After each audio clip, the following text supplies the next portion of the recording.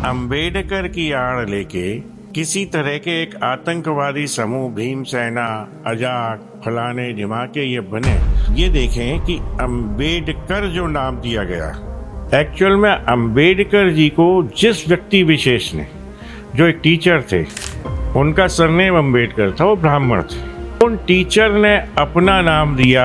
एक दुष्प्रचार किया जाता है कि वो एक दलित थे। वो दलित कहाँ से थे? उन्हें तो जब भी किसी पिक्चर में, फोटो में, किसी मूर्ति के रूप में दिखाया गया, तब उन्हें हमेशा सूट बूट और टाई पहने दिखाया गया। चंद्रशेखर आज़ाद रावण, उनने कहा कि हमारी जो भीड़ है, हमारी जो दादागिरी है, उसके आगे सरकारें झुकती हैं। और अगला शब्द उनने क्या कहा? न्यायपालिकाएं भी झुकती हैं।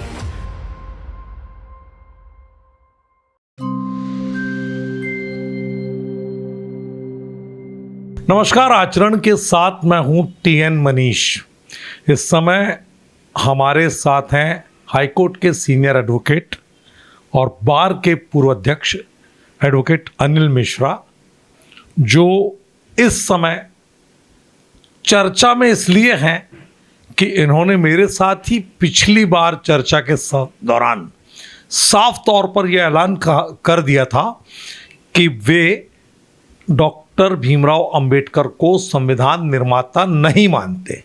और इसके साथ ही एक नई बहस ने जन्म लिया कि असली संविधान निर्माता कौन। और बात आई कि BN राव जो है, उनका योगदान भुलाने जैसा नहीं है और वो एक बहुत बड़े विद्वान हुए। तो आज ये सवाल अंबेडकरवादी पूछ रहे हैं कि आखिर इतने वर्षों बाद विरोध करने वालों को BN राव की याद क्यों आई? क्या मानते हैं सर? सर्वप्रथम तो प्रणाम करता हूँ। आपने मुझे अवसर दिया दोबारा, इसके लिए आपका बहुत बहुत शुक्रिया। आपका जो प्रश्न है उसका सर्वप्रथम तो उत्तर ये है कि एक बड़ा सत्य है कि हिस्ट्री रिपीट्स इटसेल्फ। इतिहास अपने आप को दोहराता है। और जहाँ तक सवाल है, अभी तक इसलिए इस विषय पर गहन चर्चा नहीं हो सकी थी क्योंकि ये विषय अब असहनशील होता जा रहा है। मतलब सहन नहीं कर सकता कोई व्यक्ति कि अंबेडकर की आड़ लेके किसी तरह के एक आतंकवादी समूह भीमसेना, अजाक, फलाने ढिमाके ये बने और ये एक जो पढ़े लिखा वर्ग है, तबका है, कोर्ट की बिल्डिंग्स हैं, मर्यादित वकील हैं, उन पर आक्रमण करें। इसलिए इस चर्चा को आवश्यक रूप से होना आवश्यक है कि वास्तव में संविधान का निर्माता कौन था, या पूरी समिति संविधान के निर्माण के लिए उत्तरदायी थी, या कोई एक व्यक्ति विशेष था। तो जहाँ तक व्यक्ति विशेष का सवाल आएगा तो मैं यही कहूँगा कि उसके लिए फिर श्री BN राव साहब पूरी तरह से उत्तरदायी और जिम्मेदार थे, क्योंकि वो पूरी संविधान सभा के सलाहकार थे और अंबेडकर जो थे वो सिर्फ एक समिति, प्रारूप समिति के अध्यक्ष थे। इसके अलावा कुछ नहीं थे। वर्चुअली हुआ भी ये कि संविधान का जितना ड्राफ्ट तैयार किया वो BN राव साहब ने तैयार किया और 30 जून 1947 को उसे संविधान सभा के समक्ष प्रस्तुत भी कर दिया था। तत्पश्चात ही उसमें से थोड़ा बहुत परिवर्तन करते हुए उसी ड्राफ्ट को संविधान के रूप में स्वीकार किया गया और हस्ताक्षरित किया गया। आप उस ड्राफ्ट की कॉपियां हम लोगों के पास अवेलेबल हैं, जो हमने प्राप्त की हैं, और वो सर्टिफाइड कॉपीज़ हैं। उन पर भी BN राव साहब का ही नाम लिखा हुआ है। और अगर अंबेडकर एक व्यक्ति विशेष थे, मैं मानता हूँ, लेकिन आप ये देखें कि अंबेडकर जो नाम दिया गया, उस नाम को कभी भी इन लोगों ने ये नहीं कहा कि अंबेडकर क्यों कहा गया। एक्चुअल में अंबेडकर जी को जिस व्यक्ति विशेष ने, जो एक टीचर थे, उनका सरनेम अंबेडकर था, वो ब्राह्मण थे। उन टीचर ने अपना नाम दिया, पढ़ाया लिखाया, बड़ा किया, होलकर स्टेट जो उस समय के दीदैन रूरल हुआ करते थे उनसे शिक्षण सहायता करवाई, उनकी आर्थिक मदद करवाई और अपना स्वयं का सरनेम दिया। जो एक ब्राह्मण था उसको न बताते हुए एक दुष्प्रचार किया जाता है कि वो एक दलित थे। वो दलित कहाँ से थे? उन्हें तो जब भी किसी पिक्चर में, फोटो में, किसी मूर्ति के रूप में दिखाया गया तब उन्हें हमेशा सूट बूट और टाई पहने दिखाया गया और वो पहनते भी थे। जबकि हमारे बाकी स्वतंत्रता संग्राम सेनानी जो थे बड़ी सादा वेशभूषा में रहते थे। जो इंडियन कल्चर था, हमारा भारत का कल्चर था, उसमें रहते थे। मूलतः तो महार जाति के थे। हाँ, वो महार जाति से थे और उनने रिजर्वेशन की वकालत जो की थी या रिजर्वेशन जो मांगा था सिर्फ महार जाति के लिए मांगा था। वो विशेष एक महार जाति के लिए रिजर्वेशन की चाहत रखते थे, ना कि समस्त अन्य SC ST अनुसूचित जनजातियों के लिए रखते थे। वो भी एक टाइम फ्रेम, वो भी एक लिमिटेड 10 साल के लिए मांगा था उनने। लेकिन उसको अब हमारे यहाँ जो वोट की राजनीति है, राजनीतिक दलों ने अपना लाभ के देखते हुए उसको हर 10 साल में बढ़ाते रहे और आज मेरे हिसाब से 75 साल निकल गए। वो रिजर्वेशन वहीं की वहीं है। लेकिन जो रिजर्व कैटेगरी के लोग हैं वो भी वहीं के वहीं हैं। उनमें से 1-2% ही इसका लाभ हमेशा लेते रहें और लेते रहेंगे, बाकी लोग वहीं रहेंगे। अगले 75 साल भी ये रिजर्वेशन उन्हें दे दिया जाए तो भी उनका कोई भला नहीं होगा। एक प्रॉब्लम और हो गई जो अंबेडकर जी ने दी। अगर वो ये रिजर्वेशन वर्ड नहीं देते संविधान में तो जो हमारे समाज के बीच एक भ्रांति उत्पन्न हो गई है कि जहाँ रिजर्वेशन वर्ड यूज़ किया जाता है और दलित वर्ड यूज़ इनने किया, हम लोगों ने कोई दलित वर्ड यूज़ नहीं किया कभी भी। जहाँ आरक्षण वर्ड यूज़ होता है वहाँ निश्चित ही है समाज के बीच एक खाई उत्पन्न हो जाती है। आरक्षण या रिजर्वेशन अपने आप में स्वतः एक गाली है। मेरे मत में इसे संविधान से हमेशा हमेशा के लिए हटा दिया जाना चाहिए ताकि सामाजिक समरसता है, सामाजिक एकता स्थापित हो। डॉक्टर अंबेडकर ने तो ये कहा था ना कि आरक्षण की, रिजर्वेशन की बैसाखी, ये शब्द इस्तेमाल किया। हाँ, ये बैसाखी नहीं, आज उनकी ये सखी बन गई है। आज इसके बिना वो चल नहीं सकते और न चलना चाहते हैं और ये खाई हमेशा दूरियां बनाती जा रही है। और इन अंबेडकर जी के नाम को यूज करके जहाँ चाहते हैं वहाँ पे, जिस बिल्डिंग में चाहते हैं उस बिल्डिंग में एक मूर्ति लगाते हैं, उन्हें एज ए भगवान स्वरूप स्वीकार करने लगे हैं। इस कारण से ये विरोध उत्पन्न हुआ है और आज समय आ चुका है कि संविधान के निर्माता की भूमिका में कौन कौन की अहम भूमिका थी इसको तय किया जाए, इस पर डिबेट्स हों और शायद शीघ्र ही ऐसा हमारे बीच में चल रहा है विचार कि एक अच्छा भव्य सेमिनार आयोजित करेंगे जिसमें कानूनविद होंगे और वो विद्वान इसमें अपने संभाषण से, अपने व्याख्या से इसको सिद्ध करेंगे कि क्यों अंबेडकर जी इस संविधान के निर्माता नहीं थे। एक बात और आ रही है सर कि इस समय 11 जून को ग्वालियर में भीम आर्मी और आज़ाद समाज पार्टी ने ऐलान किया है कि फूलबाग में वो एक अंबेडकर महापंचायत बुला रहे हैं और उनका जो इस तरह का एजुकेशन है वो देशव्यापी स्तर पे चल रहा है। तो अगर हम अंबेडकर प्रतिमा की बात करें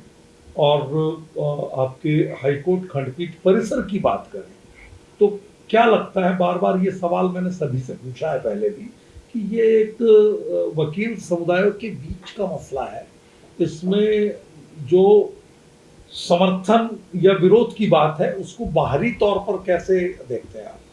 सबसे बड़ा प्रश्न ही ये उपस्थित होता है और इसीलिए आज ये व्याख्याओं की आवश्यकता पड़ रही है कि कोर्ट परिसर के अंदर का मामला, न्यायपालिका के हाथ का मामला, वकीलों के हित और का मामला कोर्ट परिसर से बाहर कैसे आ गया। कोर्ट परिसर से बाहर लाने की जिम्मेदारी इन्हीं लोगों की है। पहले कभी भीम आर्मी, कभी अजाक्स और इनके तमाम सारे नेता और दल, ये पहले दिन से ही इनने वहाँ आना चालू कर दिया कोर्ट के बाहर, अपने अपने ज्ञापन देना चालू कर दिए और तो और इनने काफ़ी गाली गलौज धौंस झपट जैसा आप देख रहे हैं मीडिया वो सोशल मीडिया पे चल रहा है, बल्कि सनातन को कोसा, मूर्तियों को तोड़ने की बात कही। हमें तो रोज़ ही जान से मारने की धमकी मिलती है। कल भी शायद कोई यादव जी हैं, उनने बड़ा जोर शोर से कहा है मिश्रा को देख लेंगे। ठीक है, कोई दिक्कत नहीं है। दामोदर यादव जी हैं कोई, उनने बड़ा अच्छा भाषण दिया, हम उस पर बड़ा अप्रिशिएट किया कि कम से कम कोई आदमी ऐसा तो कह रहा है कि मिश्रा को देख लेंगे, जवाब दे देंगे, कोई दिक्कत नहीं है। हम उनके जवाब को सर स्वीकार करने तैयार हैं। लेकिन अगर विद्वता की बात करें, वो ये भाषण नेतागिरी नहीं, तो सामने आके विद्वानों की तरह डिबेट करें, ना कि ये भीड़तंत्र और राजनीति स्थापित करें। ये कोर्ट का मामला है। एक बात वैसे बार बार आ रही है कि आखिर आप लोगों को इतने सालों बाद बीएन राव की याद क्यों? बीएन राव की याद ही इसलिए इतने सालों बाद आ रही है। आ तो सबको रही थी धीरे धीरे, लेकिन व्यक्ति विशेष सोचता था चलो इसको कभी समझाइश देंगे। आज तो हम कहते हैं किताबों में भी, प्राथमिक पाठशालाओं में भी ये पाठ जोड़ देना चाहिए कि संविधान निर्माता कौन था और क्यों था। बल्कि हम कहते हैं इस प्रश्न को संसद में भी इसकी डिबेट होनी चाहिए कि असल में संविधान निर्माता कौन था, भारत रत्न का हकदार असली कौन था। और हम ये निवेदन करेंगे सरकार से, भारत सरकार से, कि असली हकदार जो मेरी नज़रों में और बहुत सारे विद्वान जो भारतवर्ष के उनकी नज़रों में हैं, वो श्री बीएन राव साहब हैं। उन्हें भारत रत्न की उपाधि से नवाजा जाए, अन्यथा हम लोग उनके लिए बिल्कुल 100% एक विद्वानों की तरह लिखित में, मौखिक में, व्याख्याओं में आंदोलन करेंगे और ये बात उनके कानों तक पहुंचाएंगे। ये जो पूरा जो खड़ा हुआ है सवाल, आपने जो एक ये नई बहस को जन्म दिया है, ये क्या इसकी पृष्ठभूमि अंबेडकर मूर्ति से जुड़ती है क्या? ग्वालियर परिसर नहीं, इसकी मूर्ति से नहीं जुड़ती। इनने जितना ज़्यादा विरोध, गाली गलौज, मारपीट, धौंस झपट जो भी कर रहे हैं, ये सनातन का विरोध, हिंदू धर्म का विरोध, हिंदू देवी देवताओं का विरोध, अंबेडकर को एक तीर्थ बनाना, ये इसके विरोध में अपने आप ही स्वतः इनने ही हमें संज्ञान में लेके और ये कार्रवाई कराना चालू की है। और ये कार्रवाई का अब शुरुआत हो चुकी है और ये पूरे भारतवर्ष में होगी। हम तो चाहते हैं ये जितना ज़्यादा आंदोलन करेंगे, जितने ज़्यादा इस तरह के राजनीतिक स्टंट करेंगे, उतने ही ज़्यादा हम लोग इसको और परिचर्चा में लाएंगे। और जब विद्वानों की परिचर्चा होती है तो उसका अंत एक अच्छे परिणाम स्वरूप होता है। और मुझे पूर्ण विश्वास है इस परिचर्चा का अंत में श्री बीएन राव साहब की स्थापना एक संविधान निर्माता के रूप में होगी, 100% होगी, आवश्यक रूप से होगी। अम्बेडकरवादी बार बार इस बात की भी दोहरा रहे हैं, मेरे साथ भी बात होती रहती है।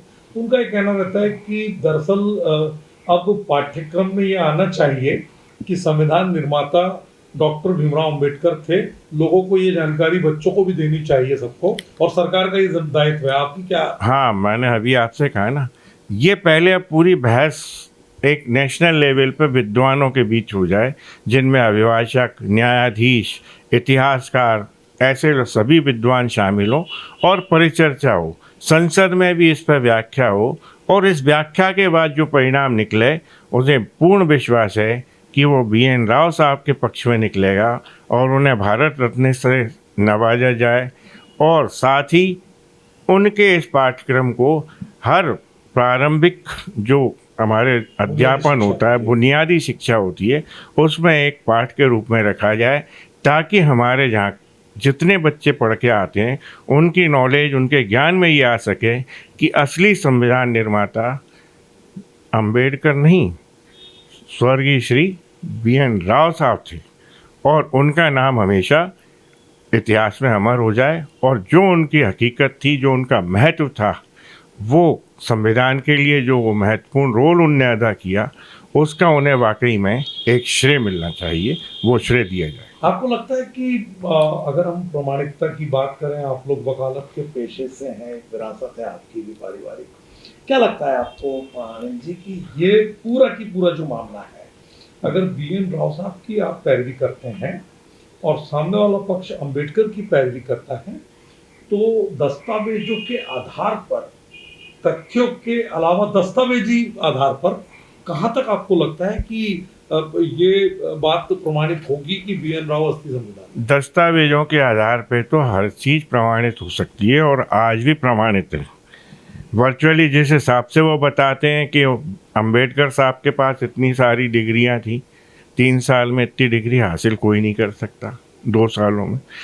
दूसरी चीज़, जहाँ तक BN राव साहब का सवाल है, वो प्रथम व्यक्ति थे भारत के जो ICS होने के साथ साथ संविधान सभा के सलाहकार भी रहे, साथ ही इंटरनेशनल कोर्ट में प्रथम न्यायाधीश भारत की ओर से उन्हें बनाया गया था। वो प्रथम व्यक्ति थे। मूर्ति को हम कहीं ना कहीं अभी बिल्कुल भी अनदेखा नहीं कर सकते, क्योंकि ये पूरा मामला वहां से ही चल रहा है। तो आप तो खुद न्यायालयीन परिसर से जुड़े हुए एक इतने लंबे अरसे से हैं, क्या लगता है आपको कि इसमें बार बार बात ये आ रही कि वकीलों के बीच की एकता खंडित हुई है और कहीं ना कहीं एक जो सामंजस्य था वह बदल रहा है, तो क्या होगा इसमें? मूर्ति का मामला तो खत्म ही हो गया, अब बचा कहाँ है कुछ। मूर्ति तो एक व्यक्ति विशेष जब तक थे और जाति विशेष के आधार पर उनसे जुड़ी हुई थी, अब मूर्ति का तो नामो निशान कहीं नहीं है। ना कोई स्थान है हमारे कोर्ट परिसर में, हाई कोर्ट में या जिला न्यायालय में जहाँ मूर्ति की स्थापना हो। मूर्ति जहाँ स्थापित दिया गया था वो कुछ भी नहीं दिया गया था, उनका एक पर्सनल में आदेश था, उससे क्या हो सकता है। इतनी हाई कोर्ट की जुडिशरी है, सबके इक्वल पावर है, उनने कोई ने सहमति नहीं दी कि यहाँ पे मूर्ति की स्थापना हो। क्या कोर्ट परिसर को तटस्थता की जगह एक तीर्थ बना दिया जाएगा? वहाँ तो तीर्थ बन जाएगा अगर अंबेडकर लगाएं, चाहे राम जी लगाएं, चाहे श्याम जी लगाएं। नहीं, कोर्ट परिसर को हमेशा तटस्थ रहना चाहिए और उसी तटस्थता के आधार पर हमारे बाकी सभी न्यायमूर्तियों ने इस बात को बिल्कुल डिनाई किया, मना कर दिया था कि नहीं। दूसरी चीज़ ये, क्या मूर्ति का मामला कोर्ट में लगाने का तो कहीं दूर दूर तक है ही नहीं और न बचा है और न बचेगा। इसलिए उन्हें अगर कहीं और किन्हीं स्थानों पर लगाना हो तो सरकार से परमिशन लें, लेकिन कोर्ट परिसर में अब कोई मूर्ति नहीं लग सकती। ये आप जो इतने दावे से कह रहे हैं, तो क्या ये बहुमत के आधार पर कह रहे हैं, प्रक्रिया के आधार पर कह रहे हैं, या क्या? क्योंकि उनके पास भी अपने तर्क हैं, अपनी दलीलें हैं। उनके पास कोई तर्क नहीं है। एक भीड़ तंत्र, एक धौंस धपट, एक राजनीतिक प्रेशर है जो न्यायपालिकाओं पर नहीं चलता। वो सरकारों को दबा सकते हैं, जैसे कि वो बहुत अपने आप को विद्वान मानते हैं। एक सांसद है उनका नाम भी बड़ा स्पेशल है, चंद्रशेखर आज़ाद रावण जी। उनने कहा कि हमारी जो भीड़ है, हमारी जो दादागिरी है, उसके आगे सरकारें झुकती हैं। और अगला शब्द उनने क्या कहा, न्यायपालिकाएं भी झुकती हैं। मैं कहता हूँ शर्म करो अपने बोलने पे। न्यायपालिका को न तुम झुका सकते न हम झुका सकते। वहाँ न्याय होता है, सभी के लिए बराबर होता है, कोई जात बिरादरी नहीं देखता, न ऊंच नीच देखता है। वो न्यायपालिका है, उसे स्वतंत्र रहने दो, उन पर कम से कम दया करो। तो BN राव साहब को लेकर के ग्वालियर से विमर्श शुरू होगा, कहाँ तक जाएगा, या दिल्ली से करेंगे, क्या है? नहीं, BN राव पे तो ऑटोमेटिक अब सभी इतने ज़्यादा इंटरेस्ट लेने लगे हैं कि बहुत केंद्रीय गृह मंत्रालय ने भी ये चीज़ कह दी। राष्ट्रपति जो हमारे यहाँ की प्रथम नागरिक हैं, उनने भी अपने अभिभाषण में ये कहा कि संविधान निर्माता एक्चुअल में BN राव ही थे, उन्हें ही इसके ज़्यादा जिम्मेदार ठहराया गया, उन्हें ही उत्तरदायी। और इस पर पूरे देश में परिचर्चा स्टार्ट हो चुकी है, सोशल मीडिया पे चल रही है, अखबारों में चल रही है, न्यूज़ में चल रही है। और मैं एक और निवेदन करूँगा, जो बहुत सारे ये YouTube पर न्यूज़ चैनल बना दिए हैं, वो फर्जी रूप से बिना किसी तथ्यों के आधार पर कुछ भी बोलते रहते हैं। उनसे आग्रह करूँगा कि पहले वास्तविकता का ज्ञान करें कि है क्या, कौन से आदेश हुए, कौन सा क्या हुआ। तो उस दृष्टिकोण से मेरा निवेदन यह है कि उन लोगों को अपने आप पे थोड़ा सा प्रश्न चिन्ह लगाना चाहिए और एक बार हमसे कंसल्ट करें ना, या उनसे कहें हमें दस्तावेज दिखाओ, कौन से आदेश हुए थे, कौन से आदेश नहीं हुए थे मूर्ति के पक्ष में। और निश्चित है हम बार के सदस्य हैं, बार के पदाधिकारी भी हमारे साथ, तो निश्चित बात है बार एक अंग होने के कारण इस जुडिशरी का हमें विरोध करने का भी अधिकार है। हम कोर्ट की तटस्थता को भंग नहीं होने देंगे, ये हमारा दृढ़ निश्चय है। तो आप थे अनिल मिश्रा जी, जो लगातार अब इस बात को लेकर पूरी तरह से मुखर हैं कि ये जो बहस को जन्म दिया गया है, इस बहस को एक सार्थक मोड़ तक, एक ठोस आधार के साथ अंजाम तक पहुंचाया जाए। तो ये देखना दिलचस्प होगा कि अंबेडकर बनाम राव इस पूरे की पूरी वैचारिक लड़ाई में क्या होने वाला है। और इससे सब कुछ तो चलता है शास्त्रार्थ के साथ, बातचीत के साथ, चर्चा और परिचर्चा के साथ, बशर्ते किसी भी तरह का सामंजस्य और सामाजिक वैमनस्य जो है उससे दोनों ही पक्ष हमेशा बचते रहें।